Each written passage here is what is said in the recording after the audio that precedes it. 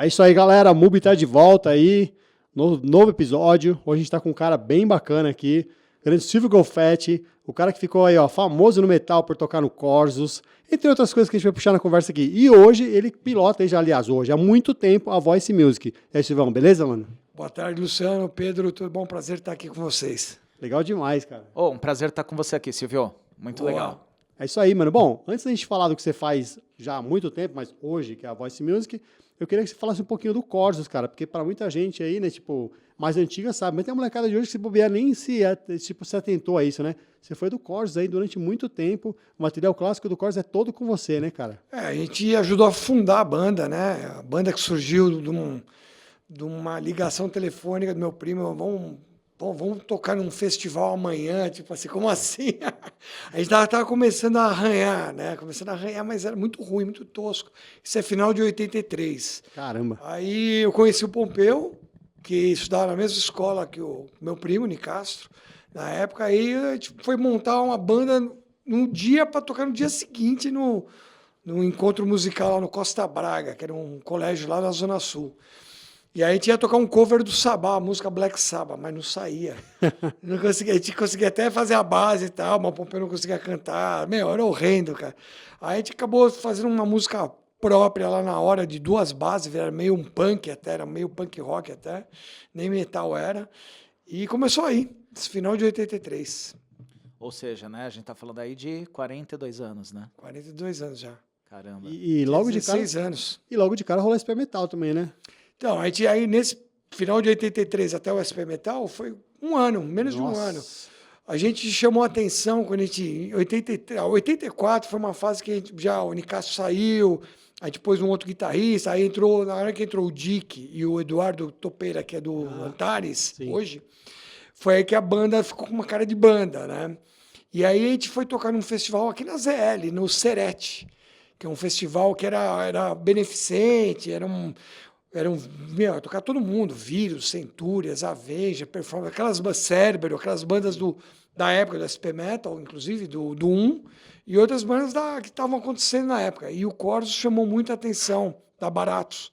E o Luiz Calanca, logo em seguida, convidou a gente para gravar o SP Metal 2. E vocês fizeram uma coisa inversa, né? Porque assim, independente, vocês fizeram essa coletânea e tal, mas na sequência, vocês gravaram o disco ao vivo. Na realidade, foi acidental também.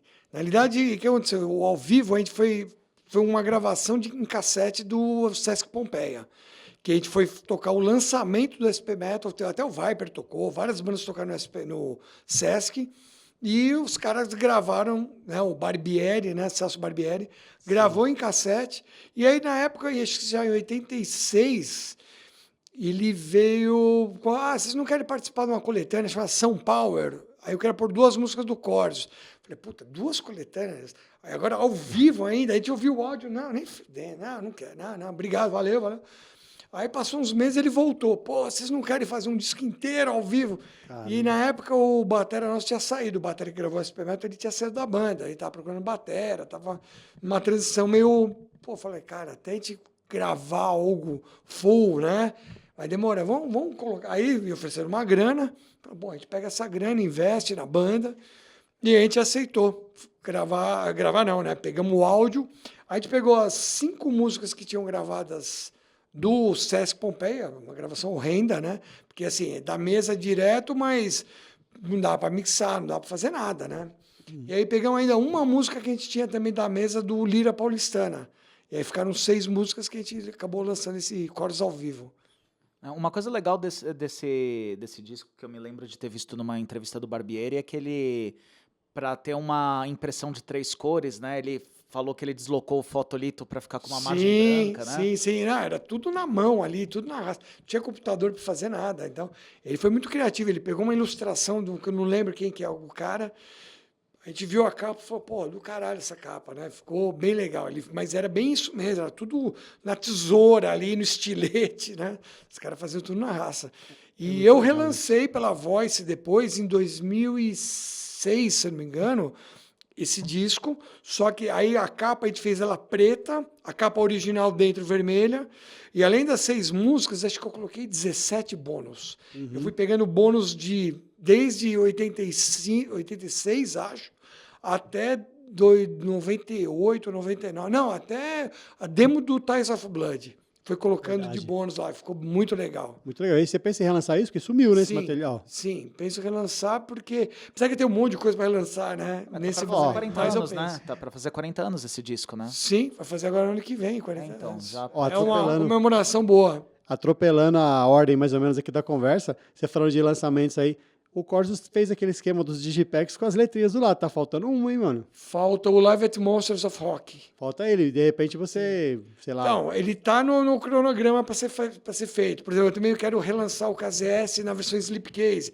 que também vai fazer um desenho, né? bonito. Ele tem um desenho também. Você pegar os outros que eu lancei em acrílico, eles também formam um desenho para montar um box. Sim, é muito legal. Eu tenho todos os digipack também, tá ali guardadinho, bonitinho ali, Esperando só o sensacional. box. Então, e agora voltando no tempo, né, assim, rapidamente, aí na sequência, então, o primeiro disco foi o Seu Maníaco, né, cheio de misticismo aí, várias tretas, tem os caras que falam que não toca, que não gosta de cantar, que tem medo, que passa Pois mal. é. Então, o Corsos teve o batera do SP Metal, que era o Maurício, hoje ele é juiz, cara. Olha, Caramba. juiz de direito, lá no interior, não sei onde ele é, tá no interior. E na época os caras estavam naquele esquema assim, muito Venom, era assim, a gente tinha uma galera do bairro, que assim, a galera que era uma turma do Metallica, e a gente era a turma do Slayer. Sim. Aí, assim, começaram a escrever umas letras mais puxadas para o Slayer, Venom, coisa mais pesada tal. Tanto que a música que a gente toca no Corsos ao vivo, ao vivo é aquela Anjo do Mal, Aham. que depois ela entra no Sonho Maníaco, a música que abre. E aí, naquela época, os caras estavam na piração, Pompeu. Eu achava uma merda, na boa, assim, mas o problema é assim, o cuidado dos riffs. Meu negócio era Sim, sim. escrever música. As letras não me metia, não interferia. Como não tinha ideia melhor para dar, ficava aquelas lá, falava, tá bom, é a temática. Pegava nada. Mas aí, em 87, a gente perdeu o batera, o Zema. Sim. O cara se matou. E ele tinha música que ele adorava tocar, que era Suicídio ainda. Eu A gente lembro. falou, mano, aí a gente, em 88 voltou com a banda, já em quinteto de novo, com a SP Metal, a gente estava em quarteto. No Sonho Maníaco, que tem quarteto. Então a gente meio que tocou ainda algumas músicas do Sonho Maníaco, mas depois, quando começou a compor músicas novas, foi deixando de lado. É que aí também tem essa coisa, né? Já começa a pegar pelo lance. Pô, o cara se matou, independente das letras. Pô, aí já fica aquela vibe, tipo, triste, né, mano? Sim, sim. Tem mais o lance triste do que essa coisa toda. Não, e assim, e as bases, os instrumentais, os solos, eu lembro até hoje, porra, tem um puta trampo pra compor, animal, escrever. velho. Assim, assim, a gravação é ruim, porque a parte de bateria, principalmente, que a gente total inexperiente, o produtor, tipo assim, pô, caixa de bateria, o batera usava uma caixa de 15, quase um tom. Aí no dia que ele falou, a esteira estourou, tá, tem uma esteirinha, não, o cara, não, pode deixar que na mixagem a gente corrige. Aquele velho papo na mixagem, coisa do caralho. Né? E hoje em dia você põe lá os teus triggers, ou você põe sampler, que seja, naquela época não tinha essa, nunca corrigiu.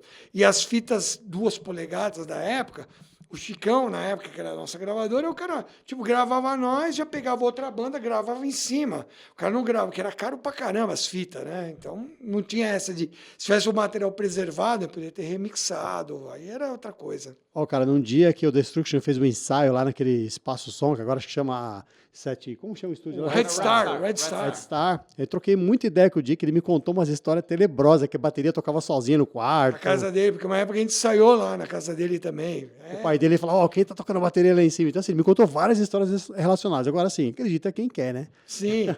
Mas é um puta disco. Era uma temática, então, assim, eram umas músicas muito trabalhadas, inclusive, cheio de riff. A Cheio Suicídio é a mais legal pra mim, isso que eu acho do disco, a música. Eu Sim, é uma música. As outras são muito gaizeira. É. Eu falei, se a gravação fosse melhor. Tanto que a gente pensou, vamos regravar, vamos fazer. Os caras falaram, você grava de alguma coisa? Eu falei, gravo, vamos fazer. Só que aí os caras ficam enrolando e Pompeu falou que não queria. Deixa pra lá. Deixa por enquanto o original só. E depois o Nicastro acabou voltando pra banda. Sim, ele E vocês voltou. lançaram o Pay for Lies, né, cara? Que já é uma coisa mais Isso. trabalhada, que já era um pré, o que seria depois o Mass Mass Illusion. Illusion, exatamente. Ainda com muita dificuldade para tirar um som. A gente levava os vinis, eu levava de casa o Rainy Blood, levava os Êxodos, o Nossa, mas- Fabulous Disaster, levava um Rider Master, eu quero esse som de bateria, esse som de guitarra. Os caras não conseguiam Mas tirar. funcionou, cara, porque é um puta disco, são puta discos, né? Tanto o EP quanto o Sim, Mass sim. Illusion. Sim. Eu lembro de ter visto um show de lançamento, mais ou menos, Do do Damachoque. Aramaçã, não, do do Aramaçã. Aramaçã. Eu acho que o Ricardo Confessório era do Batera. Ah, É legal pra caramba, não lembro se era o Betão ainda que tava, se eu não me engano era o Ricardo Confessório já que tava na banda. isso, Tá? o Ricardo entrou em 93 na banda. É. Ficou Isso. quase um ano. Foi isso, foi que eu vi no Aramaçã, assim, puta show, cara, a galera se matando. Não, né? o Corsos ao vivo, ele trazia muito mais do que no estúdio. Em estúdio a gente nunca conseguia, assim, sempre quando a gente depois chegava a bolacha, a gente ficava decepcionado, falava, puta que pariu.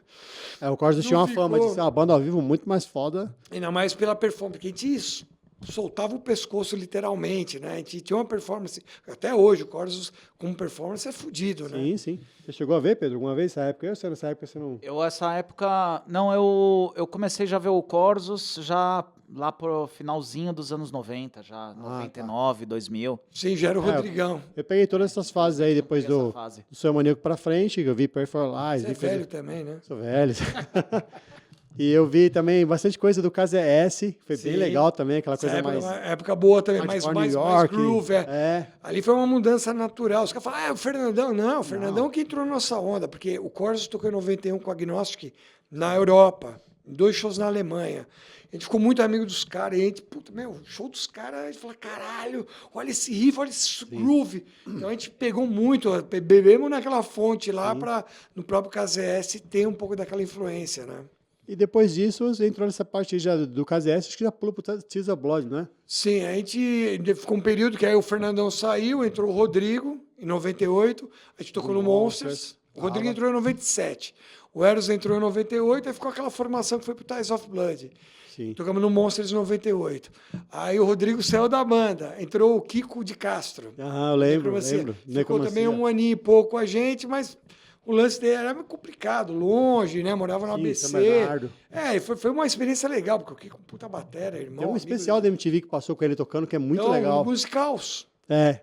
Não, tem um Musicals que a gente fez com ele e teve um especial outro, no é. estúdio. Isso, Da no MTV, é estúdio. verdade. Eu lembro disso. E assim, um dos últimos shows que eu vi de vocês aí dessa turnê foi de Varginha. Até a gente trocou bastante ideia lá. Tava um frio do caramba lá no Rock and Roll. Roça. Vocês tocando Tears of Blood lá, enfim. Mas tudo isso que a gente tá relembrando aqui que você fez, fora que, vamos colocar um parênteses aqui, tem uma história bem louca aí que você participou do Agent Steel, né, cara? Ali, na realidade, o Agent Steel, eles tinham... A banda havia separado. Tava no Brasil. Aí o batera e o vocal vieram para o Brasil recrutar músicos para montar uma banda aqui. Só que aí os caras viram que a realidade, imagina, Brasil em 1988, cara, você não tinha nada, né? Não tinha uma galera com maior vontade, assim, era muito real a cena, assim, tava crescendo muito. Mas não tinha estrutura, por exemplo, não tinha equipamento, não tinha nada, não tinha gravadora, tinham poucas gravadoras independentes. Então, assim, os caras viram que a real não ia rolar aqui, voltaram para lá. E no que eles voltaram para lá, os caras me mandaram uma passagem para mim. De repente eu olho assim, a Varig ligando para minha casa, uma passagem para o senhor Silvio Golfetti para próxima segunda-feira. Eu falei, Caramba. Os caras são loucos, mano. Eu falei que esses caras são loucos. Eu não tinha passaporte, eu não tinha visto, os caras mandavam a passagem assim. Aí eu corri, tranquei matrícula da faculdade, fiquei lá com eles 6 meses. Foi uma experiência bem interessante, né? Fiquei muito triste que ali eu realmente eu planejava que ali pudesse decolar e até ajudar o Corsos, né? Se projetar internacionalmente. Eu lembro que eu levei uns 50 vinis do Sonho Maníaco lá, vendi tudo lá, os vinis, rolo, dei de promo. Mas não virou. A banda eles estavam passando uma fase muito difícil na época, tanto que depois que eu voltei, não aconteceu nada lá. Você chegou a gravar alguma coisa com eles? Uma demo. Ah, E na real não era mais Agent Pontius Steel. Prophet, né? Pontius Prophecy. Olha que da hora, mano. Tem no YouTube lá, você Tem? coloca. Tem. Vou procurar isso aí. Pô, Pontius você Prophecy. devia lançar isso aí, mano. Tem 2 músicas lá, Black cara. Sacristy e Heights of Hatred. É legal, puta som. E como é que surgiu a história uma coisa que também a galera que acompanha a gente aqui, que a gente sempre fala, monte uma banda, você quer saber tudo que rola em volta. O cara tocou com Sepultura, mano, no auge de Sepultura. Tem muita gente que jurava que tava vendo o Andrés. Sim. Você tinha um visual muito parecido com o do Andrés, e o Andrés quebrou o braço andando de jet ski. Nariz grande, o meu um pouquinho maior ainda. E aí você foi lá e tocou na Europa com os caras, mano. Como é que foi Cara, isso? Isso aí foi uma loucura, né? O Bibica me liga num sábado à noite, imagina, no telefone fixo de casa, e meu pai, era alguém assim. atende e fala, tem um Silvio no telefone, eu atendo, aí, Bisso. Eu falei, pô, Bisso, e o que tá pegando? Nunca tinha me ligado, né? Assim, a gente se encontrou em várias ocasiões, mas fala, que tá pegando, xará? Meu, o alemão quebrou o braço, fudeu, cara. Eles vão viajar depois de amanhã, tem turnê na Alemanha com o Motorhead. Falei, mas o que aconteceu? Mano, ele vai ter que operar, cara. E a gente pensou em você como para te substituir, para substituir ele. Porque a gente não pode perder esse show. Falei, cara, me passa agora o repertório, que eu vou tirar tudo essa porra. Aí me passou as músicas, isso sábado à noite. Aí bem os brothers meus, não tinha o Benefit the Remains, eu tinha os outros tudo em vinil, Morbid Visions, Esquizofrenia e o Arise, em vinil. Aí os caras me arrumaram, um brother me emprestou o Benefit the Remains, eu levei pra casa, fiquei tirando o som. No dia seguinte eu fui ensaiar com os caras. Caramba. E o André hospitalizado. Ensaiei o domingo inteiro com os caras, no dia da final São Paulo e Corinthians, de 91. Do segundo jogo, sorte que eu tinha ido no primeiro já, né? 3-0, 3 gols do Raí. Nem... Fui lá, eu peguei meu ingresso, dei para meus brothers, vende, toma tudo em cerveja lá e vambora. Fiquei saindo o dia inteiro com os caras. Segunda de manhã ensaiei com eles e segunda à noite eu viajei com os caras. Aí imagina, o Discman, Nossa, o tempo todo, a viagem inteira, né? Para a Alemanha, 11 horas de voo, 11 horas ouvindo as músicas, para decorar, né? Porque a mecânica não era o problema era decorar as músicas, sequência.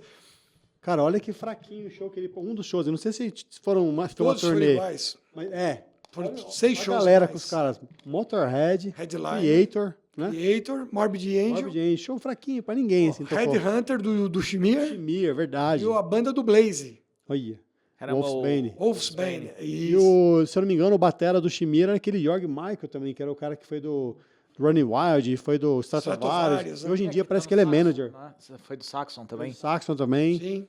Isso eu nem sabia. Essa história. Ele foi o batera do... Eu conheci o Shimir do Chorus, do show de 89, né? Que o Chorus abriu em 89. Sim. Aqui no Projeto Verdade. Leste. Hammerhead. E aí, quando eu trombamos o Shimir lá na turnê, eu cheguei pra ele, Shimir, lembra de mim? Ele olhou assim, Corsos, Brasil, a gente tocou junto. Aí no primeiro jogo, aí no segundo dia, ele aparece com a camiseta do Corsos que a gente tinha dado pra ele. Ficou usando a camisa direto. Porque, como era na Alemanha, o cara ia para casa, sei lá. Ele apareceu já no dia seguinte usando a camiseta lá. Ali é inesquecível essa tour, né? O mais importante foi ajudar os caras a acontecer, os caras. Não, ajudou e teve uma puta experiência também, né? Você tava num negócio filé. É o meu auge, vamos dizer assim, né? De você tá naquela estrutura, Turbans, Sepultura, super respeitado, banda fiadinha, meu. Só que aí eu fui em sacos, cara, beleza, tocava na velocidade. A hora que começava ao vivo, o Igor acelerava tudo, Acelerava tudo, né? Mano do céu, alright, eu falei, caralho, vocês saíram numa velocidade. Ao vivo era muito rápido. Mano, os caras tocavam muito rápido. Eles tinham aquela pegada do Ramones lá, de ser a música no disco e ao vivo era muito mais rápido. Ao vivo era acelerado. Tudo bem que no ensaio assim, beleza, rolou, eu sabia que era uma pegada mais rápida que o disco, mas ao vivo os caras, a adrenalina era foda. Então, e agora com tudo isso que a gente falou aí, você já chegou no auge, você começou com banda no Brasil, você foi ter banda lá fora, você tocou com Sepultura, uma turnê com vários nomes gigantes do metal da época, você resolve fazer o selo, cara. Então, como é que é isso aí? Você foi experimentar o outro lado da coisa. Sim. Na realidade, eu sempre trabalhei na área de vendas, comercial, com outros segmentos, né? E em 98, quando o Corsos ia tocar no Monsters, eu lembro que tinha, do lado de onde eu morava, tinha uma Ática, que tinha até no Shopping Tatuapé, que é uma Ática, uma puta livraria enorme. E estavam vendendo os ingressos pro Monsters e tinha todos os CDs das bandas que iam tocar. Saxon, Slayer, Savatage, Megadeth. Porra, eu falava, caralho, o Chicão, né? A gente tava com o Chicão era a galeria do rock. Sim. Se alguém ligasse para ele, me manda, ele vendasse. Ele não saía para vender, ele era comerciante, mas ele não era aquele vendedor de ir atrás, não tinha uma estrutura. Eu falava, cara, peguei o telefone dos caras, me passa o telefone da central de compras. Aí eu entrei em contato com os caras, falei, seguinte, tem uma banda, a gente vai tocar no Monsters of Rock, e vocês estão vendendo CD e o ingresso das bandas e não tem a minha banda. Vocês não querem vir comprar, ver se interessa? Legal, marca, vem aí no escritório, era lá na Raposo. Aí eu fui lá, aí os caras, que legal, você é do Corsos. Os caras conheciam, né, o pessoal que trabalhava com música lá. Aí os caras viram, me traz 50 de cada. Acho que tinha o KZS e acho que o Mass Illusion. Cara, 50 de cada. Já tinha combinado uma comissão com o Chicão. Falei, caramba, deu uma graninha, né? E aí, vou distribuir minha banda, puta coisa mal distribuída. Aí os caras falaram pra mim, pô, o Flávio Chiclé da Antena Zero. Você deve Sim, conhecer, sim, tem a sim, Rádio conheço. Antena Zero. Ele era um dos compradores lá. Ele falou, pô, Silvião, pô, eu trabalhei na Cubículo Rock, ali perto do Shopping Ibirapuera. Você não vai lembrar de mim? Pô, eu não sei, eu trabalhei na galeria. Eu falei, porra. Aí ficamos amigos também. Ele falou, meu, cara, a gente quer colocar tudo que é banda independente aqui na... E na sequência virou o FENAC. A FENAC foi e comprou a Ática. Mas ele falou, pô, vamos colocar... Meu, traz aí o que você conseguir de independente. Aí eu comecei atrás. Peguei o catálogo da Devil, o catálogo da Baratos Afins, Mega Hard, comecei atrás das bandas independentes. Meu, quando eu fui ver, eu já estava com um puta de um catálogo. Mas aí, assim, era meio representante, eu vendia para os caras. Distribuição. Era comissionamento. Mas aí chegou uma hora, eu falei, meu, aí eu comecei a ter, falei, vou começar a expandir isso aí, né? E aí que me começou. Mas aí em 2004... A galera do Torture, a Milker, os caras me procuraram e falaram, e os caras, a galera do Claustro. Pô, Silvião, você distribui bem, pô, você não quer lançar a gente? Pô, mas não sei, nunca lancei ninguém, né? Nunca tinha lançado, eu só comprava e revendia.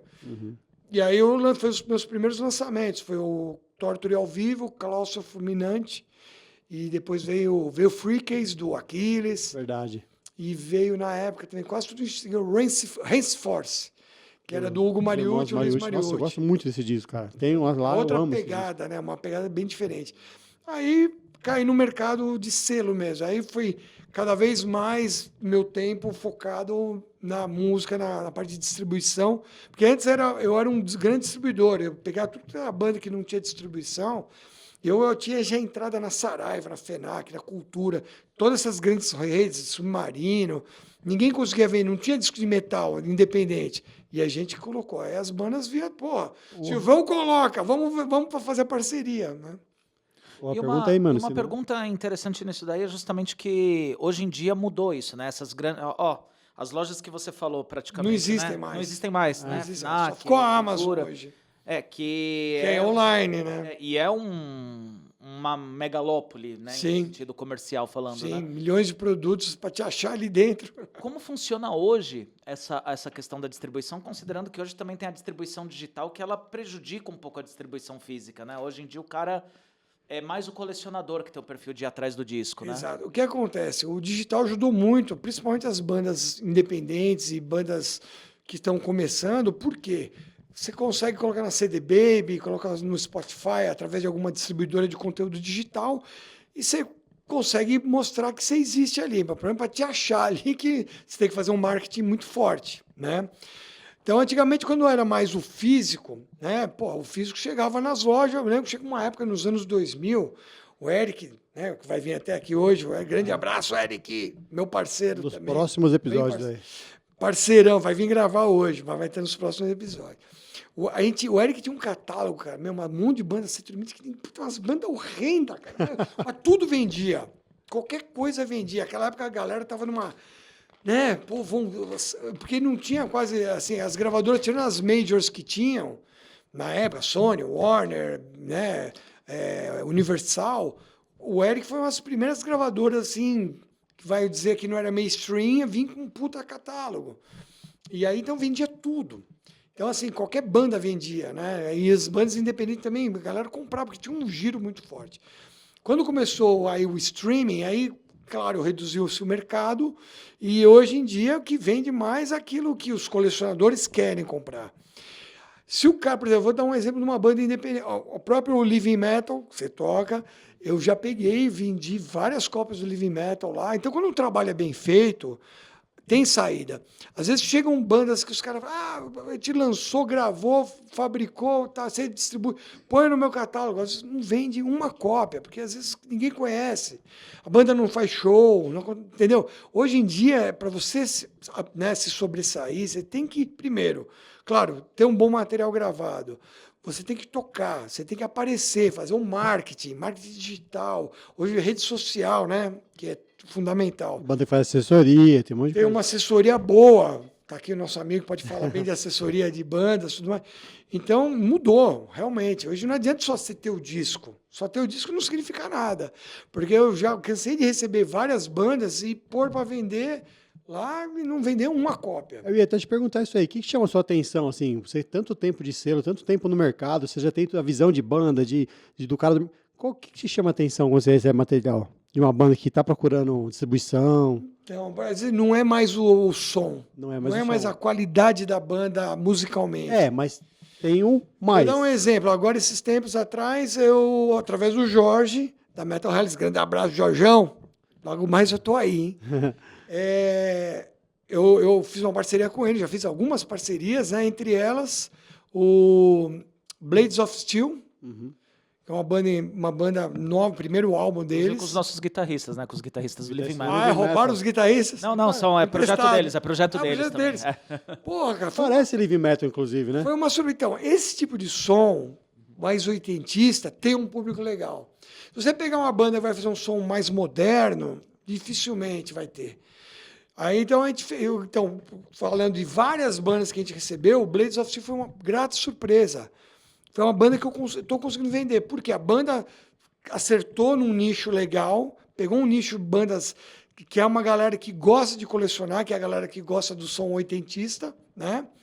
E também deve estar fazendo seu trabalho fora só ter gravado o disco, deve ter um trabalho de rede social. Não, o bom. pessoal de lá, todos eles da banda, são muito dedicados em É divulgação. o pessoal da tudo, Metal né? Heads que tem feito, né, esse trabalho. O Jorge, né? O pessoal da banda mesmo trabalha nisso. Sim, porque não adianta só Bom. uma assessoria, tem que ter trabalho de todo Sim, mundo. de tudo. Né? Juntar tudo. Lembra na época do Chorus mesmo, voltando lá no passado, em 1987, 88. Eu lembro que quando eu voltei lá dos States, lá dessa passagem no Ancient Steel, Portus Prophets, eu trouxe uma Metal Forces de lá. E na Metal Force você publicava uns anúncios, tipo, Sim. quero me corresponder, fãs de Slayer, Metallica, eles lá. Cara, eu lembro que eu fiz um anúncio, cara, eu recebia toneladas de cartas. Falava, sou da banda Chorus do Brasil, thrash metal, papapá. Meu, vinha CD, vinha vinil, vinha camiseta, os caras mandavam tudo. Então, assim, a gente ficava respondendo carta, mandava carta para fora, carta para o Brasil inteiro, que são outros tempos. Então, assim, a banda tem que pôr a mão na massa, não tem jeito, cara. Não adianta só ser um bom músico, ter um bom disco. Silvio, uma pergunta que eu quero aproveitar e emendar nisso daí, porque é um debate que tem, assim, uma polêmica que tem entre o pessoal das bandas e de selos, que é muito a questão da troca, Sim. a troca de material. Porque a troca de material, ela, por um lado, ela ajuda a banda a alcançar, né, novos lugares, novos mercados, distribuidores. né, novos distribuidores, mas também você não tem controle do como o seu material vai ser comercializado e às vezes isso faz cair Sim. o valor da banda, né? Sim. Eu queria saber a sua opinião. Eu não acho nem o valor da banda, mas tem muitos... Material, vai. Então, assim, porque o que acontece? Existem selos ou pessoas que fazem esse esquema. Eu faço muita troca com o Jorge, é um parceiro que eu venho fazendo há anos. Eu tenho outros parceiros que eu faço isso também. Alguns selos pararam de fazer. Não, só lanço o que é meu, só eu vendo o que é meu e pronto. Mas eu sempre gostei do lance da troca, porque assim, eu conseguia chegar em alguns mercados que eu sei que eu talvez teria dificuldade de fazer uma distribuição. Mandar lá para o norte, por exemplo. Por outro lado, também a mesma coisa, pegar bandas lá de Belém e eu ter assim na mão para tentar distribuir. É claro, o lance é você colocar umas regras, né? Pô, ó, a gente não pode vender por menos de X, fazer um... Porque às vezes o que acontece? Muitos caras entram em desespero, puta, preciso fazer grana, aí os caras queimam o CD. Mas aí é essa questão de ética também e de combinar, né? E também a questão de... Eu vejo muito acontecer também o oposto, né? Principalmente para material internacional, né? O cara manda 10 discos, recebe 10 discos lá, aí ele vende o importado mais caro. Sim. Não estou condenando a prática, muito pelo contrário. É mercado, Sim. né? Mas isso ajuda também a banda a chegar lá fora e dar Sim. Eu faço, por exemplo, algumas trocas hoje com a Argentina. Bastante troca há anos com a Argentina. Com a Ícaros? Com a Ícaros, com a Da Imaginário, com a Cuervo, com a Pacheco, vários selos que a gente é amigo lá. Hoje eu tenho uma distribuidora grande no Chile, que é a Subsuelo, que também compra a gente. Tem na Colômbia também outro distribuidor. Eu nunca fui muito forte fora da América do Sul. Inclusive, um dos grandes motivos é a dificuldade que a gente tem para mandar, o custo de envio hoje. O custo para você mandar para fora um pacote, às vezes para mandar... Os caras me perguntando do Angra, pô, quanto custa para você mandar 3 CDs para o México? R$200, sabe? Umas coisas assim. Não compensa, né? Então, aí eu tenho umas parcerias, por exemplo, com um amigo meu do Portugal, um selo que chama Your Poison. Ele era de Recife, Sim, conheço. que é o João. Então, aí o João fala, Silvio, minha sogra está vinha a Portugal. Fala, não, beleza, João, manda a lista. Ele mandou uma lista, aí ele me manda os CDs de lá. Eu, claro, vendo como importado, porque você valoriza. E ele vai vender como importado lá, porque não deixa de ser importado, né? Então, o lance da troca é legal, mas você tem que também saber com quem você troca. Dá um exemplo. Teve um selo, uma época que a gente lançou, né, fazia umas parcerias. Eu tinha lançado o novo do Mayhem. Aí a gente acabou de sair final de ano, o cara pôs o preço do Mayhem num varejo a preço de atacado. Aí fode tudo. Eu falo, porra, meu. Aí os meus clientes falavam, pô, meu, o cara tá vendendo para consumidor o preço que você vende para mim. Aí fode. Eu falei pro cara, meu, e aí? O CD agora é meu, eu faço o que eu quiser. Eu falei, então, sei lá, né, meu? Não faço mais negócio com você, entendeu? Mas a maioria se respeita. Mas tem essa mesmo. Às vezes o cara precisa de grana, o cara vai e dá uma queimada. Queima. Né?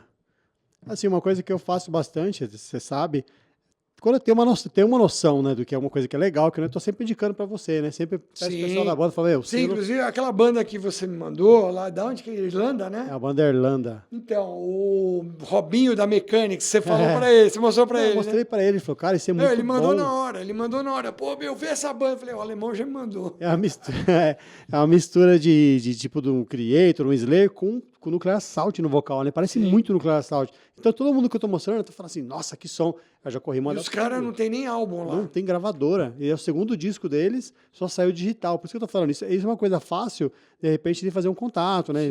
Sim. É, que nem o Tic-Tac. Eu ia falar disso agora. Que eu lancei agora, tá até aqui, eu até trouxe ele. Vamos ver se a gente põe a capa dele depois, se não aparecer, a gente põe a capa aí, ó. Tá aqui. Põe a capa dele aí. É o guitarrista do Hacking, uma banda meio de prog. Inglesa. Inglês que não tem muito a ver com Tava o no thrash. Bangers. Tava no Bangers. E eu achei, me chamou a atenção a capa. É muito bom isso aí. Oitentista a capa, né? Eu ouvi o som, gostei e peguei a licença. Né? Bom, os caras estão na Inside Out, que é uma subsidiária da mesma gravadora do Dream Theater, por exemplo, né? E é isso, é legal buscar essas coisas novas, só que tem que fazer um trabalho. Tem que fazer um trabalho. Tem que fazer um trabalho de marketing, de mídia. Sim, espalhar no país. Promo, eu tô mandando para tudo que é logista, eu falo, ó, tô mandando você, meu, mostra para os clientes. Falar em rádio, a gente tocou no Pegadas aí, um som aí, falando do lançamento. Não, eu te agradeço, você até me avisou, não consegui ver. Eu te mando depois. Me manda o link para poder ouvir depois, às vezes não dá para ouvir ao vivo, porque tô em casa, tinha que ouvir pelo celular, né, não consegui. Sim.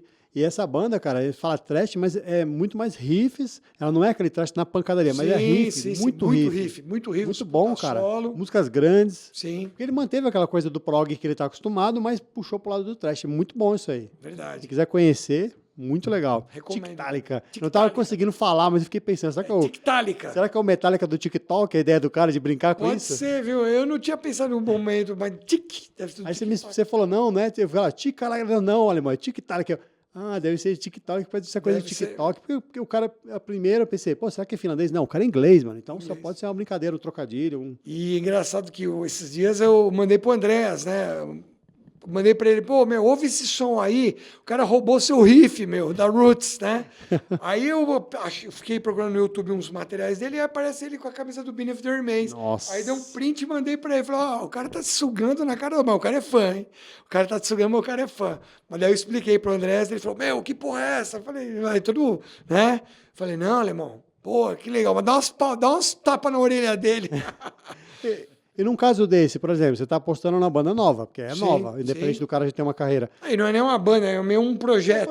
Mas assim, você pensa de repente, já que você está lançando, você entrar para esse ramo e de repente, sei lá, de repente fechar uma parceria com quem trazer esse tipo de banda para o Brasil? Por que não, né? Não sei se os caras vão fazer show, mas eu pensei uma época tentar produzir shows, mas não é para mim ainda. Não tem essa. É complexo, né? Tem essa bala na agulha e tem muito cara bom já fazendo. Tem. Então eu prefiro fazer umas parcerias com quem já faz. Eu ia falar, de repente você pegar algumas coisas que você está lançando, você acredita, meu, vamos fazer um negócio junto aí. Hoje o circuito é até meio fechado entre booker, o pessoal que agenda, com os promotores locais, né? E o quanto essa questão do show você acha que ajuda na vendagem do disco, na distribuição? Bastante, cara, bastante. Assim, acho que até a banda vende muito do show. Acho que assim, uma banda, por exemplo, pega lá o CD e põe na banquinha deles lá de merchan, se os caras conseguirem montar, eu acho que vai ajudar, porque o cara sai naquele calor da emoção do show, puta, acabou de ver aquele, cara, curti pra caramba. Aí vê o CD, puta, compra. Entendeu? E claro que isso aí vai ajudando, porque se o cara não comprou no dia, ou ele viu lá, de repente, tal loja está vendendo, ele pode, hoje é online, né? Muito fácil comprar. O cara faz uma busca, vê que está vendendo, vai lá e compra. Até uma coisa que eu tenho visto, que eu achei muito interessante, aqui no Brasil eu ainda não vi, vou confessar que eu ainda não vi aqui no Brasil, né? Mas Chile, Argentina, principalmente Chile, eu vi bastante isso acontecer. A banda ela tem um material, por exemplo, uma edição do CD exclusiva para quem vai no show. Né? Um encarte diferenciado, ou um Legal bônus isso. track A só Austrália faz isso. Quem? A Austrália Austrália faz faz edições. Eu tenho uns Anthrax, assim, Metallica. Tá, edição australiana. Então eles botam uns bônus, um monte de coisa. Tem só pode ser vendido no território deles. E só no show, né? Tem uns que é só Então, isso que é exclusivo legal. pra É quem porque, vai no show, né? imagina só, se o cara embute no ingresso, sei lá, com R$50, que seja, Então. ele embute no preço do ingresso e o cara vai lá e ganha um CD exclusivo. Então. Caralho. Cara, porque a galera do rock pesado, é a galera que curte música física ainda. Não só do rock pesado. Teve o show do Beat, que é os caras, o Steve Vai, que Tocando o pro King Crimson. Imagina se colocar o King Crimson lançar. Eu até fiz contato com os caras É uma a outra gente quer ficar só nós vendendo. Compra da gente, a gente exporta. É. Uma outra coisa muito legal que eu vi na República Tcheca no passado, num festival grande lá, o Master Open Air, né, que é tipo um Monsters of Rock de lá. E as gravadoras, elas faziam o quê? Elas colocavam um pessoal que quando você comprava o ingresso, justamente eles distribuíam promo Ah, que legal. dos próximos lançamentos. As gravadoras faziam uma coletânea do catálogo No delas, envelopinho. no envelopinho, aquele então, CD. Isso aí se faz muito, ó, até hoje, fazia até muito mais. Não só, mas revistas lançavam, né? CD com as bandas, as gravadoras colocavam os lançamentos para divulgar. Eu lembro que a É gente comprava CD, vinha aqueles catálogos, né, Exato, vinha o CDzinho promo. Eu comprei muita revista gringa que vinha o CD assim, né? Sim. Algumas fizeram a Planet Metal, lembra? O Sim, Cardoso verdade. fez. Quem mais fez? A Road Crew chegou a fazer alguma coisa. A Planet Metal fez várias edições. Tem várias bandas que eu conheci através, porque era muita coisa da Century Media, né? Muita coisa do Eric. Eu conheci, por exemplo, o Lacuna Coil, eu conheci em 99 por conta deles. Eles já tinham um disco lançado e, na verdade, tinha um EP, estavam lançando o primeiro disco. Uhum. E foi através disso, isso ajudava. Tudo é material. Assim, eu gosto até hoje da mídia física. Lógico, eu também. Eu estou no escritório, eu ponho lá pelo iTunes, que eu já baixei. Tá no carro, lá, beleza, e agora- vou escutar. Mas em casa, principalmente, pô, eu gosto de ouvir a mídia física. Eu gosto muito de vinil, inclusive. Sim. Pra caramba, né? Então, meu consumo para vinil haja dinheiro. Aí, ó, a gente tá falando esse monte de coisa, dá quanta dica legal pra vocês aí. Um cara que tem um selo reconhecido aí, tipo um dos maiores independentes aí, já há tanto tempo, e como já falamos aqui, tocou num monte de banda legal aí. E assim, para quem quiser saber mais da Voice Music, qual que é o canal mais forte? Hoje eu acho que o mais fácil para achar a gente é no Instagram mesmo. No Instagram. Tem o Facebook, mas Você tá morrendo. eu sou ruim de mídia social porque assim, eu não tenho quem faça, então eu que faço. Então os posts do Instagram eu faço. Então é seguir lá pela Voice Music no Instagram e o Face, mas Face eu acesso pouco. Então pelo Instagram é melhor. As bandas enviam material para você para Envio, às vezes envio por e-mail, enviam os inbox, às vezes pelo próprio Instagram também. Certo. E acho que para a gente chegar já encerrando já, né? Eu ia perguntar, Silvio, qual é a dica que você dá para um pessoal que está começando aí agora, para quem está formando uma banda agora? Qual seria a sua dica assim para deixar esse presente para quem está acompanhando o nosso papo? Legal, Pedro. Boa pergunta, cara. Hoje em dia a concorrência é muito maior, né? Porque você tem muito. Quando a gente começou em 85, a concorrência era menor, mas também você não tinha nenhuma estrutura, você não tinha nada. É que você está desbravando uma mata, né? Com facão. Sim. Hoje em dia você tem, você quer aprender a tocar, você consegue. Você vê aulas no YouTube, você tem os que vai na loja, compra o equipamento que você quiser, ou viaja e traz. Então hoje você tem como tirar já.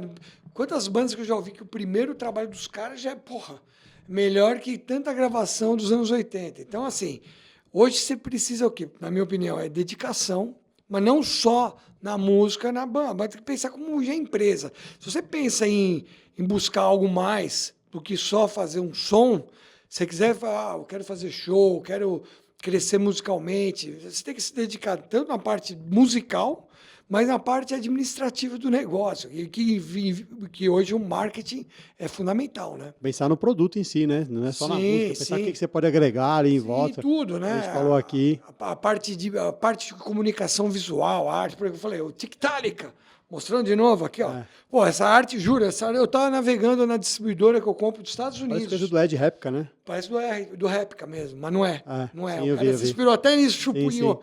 É, tem um cara que faz pra umas bandas aí agora aí que parece muito. O Evil Dead tá fazendo com ele. O Evil Dead usava o Usava o Réplica Réplica. e agora tá usando um cara. Se bobear é o mesmo cara. Marcar o Réplica tá aposentado, né? Mas ficou ganhando tanta grana, ou não. É. Mas bem por aí, acho que tudo. É a comunicação visual, é o visual, é o produto, a música, é o marketing, é pensar como uma empresa mesmo. Puta, como é que eu vou fazer? Pôr a distribuição digital, tentar a distribuição física, pô, é metal, é rock pesado. Porque não adianta só gravar o CD e dar, mesmo que só com uma assessoria, só isso não basta. É, tem que fazer. Chegar e ganhar, tem que ser tudo. São vários links, várias pessoas fazendo um elo completo. É, porque antigamente, tipo, como a gente falou aí, poucos meios de aparecer. Hoje em dia tem muito, então, mas também por isso tem muita concorrência. Exato, meu.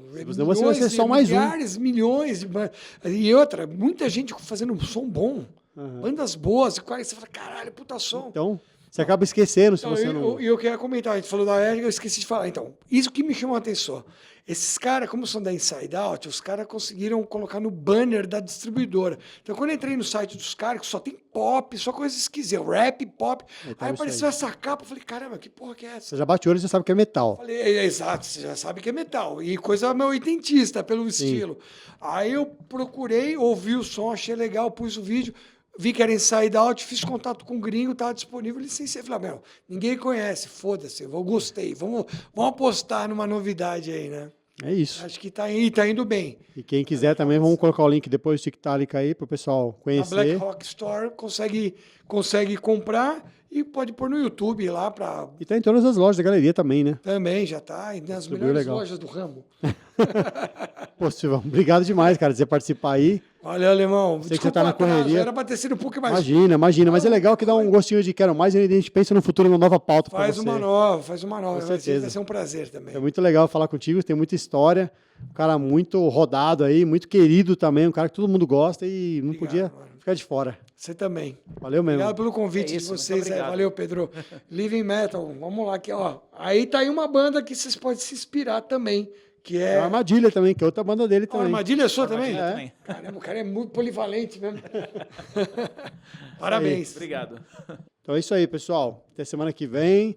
Curtam aí o nosso canal aí, sininho e toda aquela coisa. Ativem aí, né? Isso aí.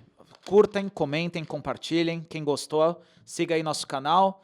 E vamos ter sempre aqui convidados aí no nível do Silvio para trazer aqui toda a informação que você precisa para montar uma banda. Isso aí, valeu.